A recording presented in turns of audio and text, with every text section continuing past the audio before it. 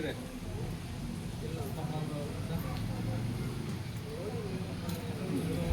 ಅಂತಂದು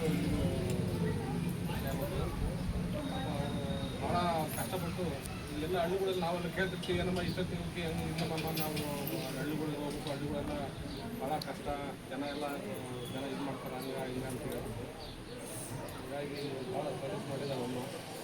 ಆಮೇಲೆ ಇನ್ನೂ ಹೇಳ್ಬೇಕಂದ್ರೆ ಪ್ರಮೋಷನ್ ಆಗಿದೆಯಲ್ಲ, ಪ್ರಮೋಷನ್ ಆಗಿರೋದಲ್ಲಮ್ಮ ಸಾಕು ಸಿಟಿ ಬಾ ಅಂತ ಕೇಳಿದ್ರು.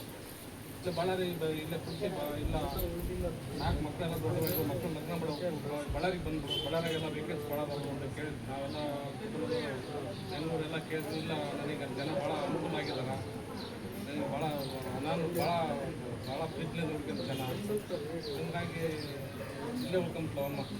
ಭಾಳ ದೂರ ಇಲ್ಲೇ ಆಗೋದು ಮೆಟ್ರಿಕ್ಕಿ ಅಂತ ಏನು ಕಷ್ಟನಾಗಲ್ಲ. ಬಟ್ ಅವ್ರು ಇನ್ನೊಂದು ವಿಷಯ ಅಂದ್ರೆ ಅವ್ರ ಗಾಡಿ ಕಲಿಯಮ್ಮ ಅಂತ ಹೇಳಿದ್ರು. ನಾವು ಗಾಡಿ ತಗೊಂಡು ಹೊಸ ಗಾಡಿ ತಗೊಂಡು ಹಂಗೆ ಮನೆಗೆ ಇಟ್ಬಿಡ್ತಾವಲ್ಲ, ಗಾಡಿ ಕಲಿಯಮ್ಮ ನೀನು ಅನುಕೂಲ ಆಗತ್ತಿಲ್ಲ, ಹಳ್ಳಿಗಳಿಗೆ ಹೋಗಂದ್ರೆ ಇಲ್ಲ ಮಮ್ಮ ನನಗೆ ಆಗಲ್ಲ, ಕಡೆ ಕಲಿಯೋಕ್ಕಾಗಲ್ಲ ಅಂತಂದು ಅದೊಂದು ಭಾಳ ಹೇಳಿಲ್ಲ ಅಮ್ಮ.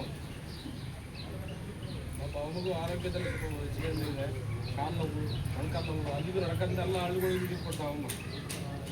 ಒಬ್ಬ ಆದಾಗೆಲ್ಲ ಹೋಗ್ತಾ ಅವ್ರ ಕೈ ಗಾಡಿ ಕೈಯೊಂದು ಕರ್ಕೊಂಡ್ಬರ್ಬೇಕು, ಇಲ್ಲಿ ಕರ್ಕೊಂಡು ಬರ್ಬೇಕು ಅಂತಂದ್ರೆ ಇದನ್ನು ಮಾಡ್ತದಂತೆ. ಹೀಗಾಗಿ ಮುಂದೆ ಇದಾಗಲಿ ಅಂತೇಳಿ